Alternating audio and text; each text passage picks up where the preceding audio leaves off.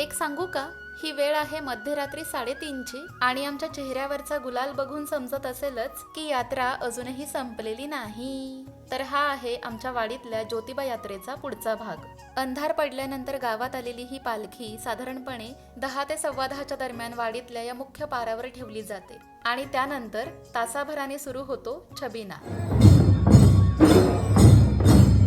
हा छबिना जवळपास मध्यरात्री 2 वाजेपर्यंत चालतो आणि त्यानंतर पारावरून पालखी पुन्हा उचलली जाते आणि वाडीतल्याच उरलेल्या भागामधून फिरवली जाते.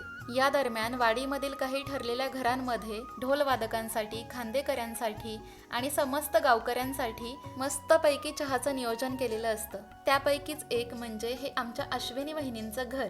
तर अशा प्रकारे सगळ्यांना पुरेल एवढा चहा इथे बनवला जातोय आणि दरवर्षीच त्या बनवतात आणि आम्ही सुद्धा दरवर्षी त्यांना मदत करायला इथे येतो. त्यांच्या घरासमोर असलेल्या श्री मारुतीच्या पारावर ही पालखी ठेवली जाते आणि इथे सुद्धा बराच वेळ छबिना चालतो.